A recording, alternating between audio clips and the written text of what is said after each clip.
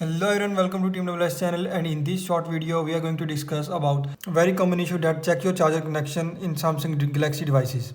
So as you're watching, I have Samsung Galaxy A21s, and many other users of Samsung Galaxy devices are facing this issue in other Samsung Galaxy devices, but the fix is same.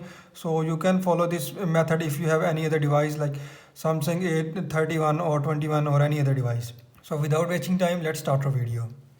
So first of all, you just need toothpick. Just clean your mobile port by toothpick. It look little weird, but this method will work in your device. And you may also use tissue paper with toothpick to clean this port, because mainly this issue is due to dust.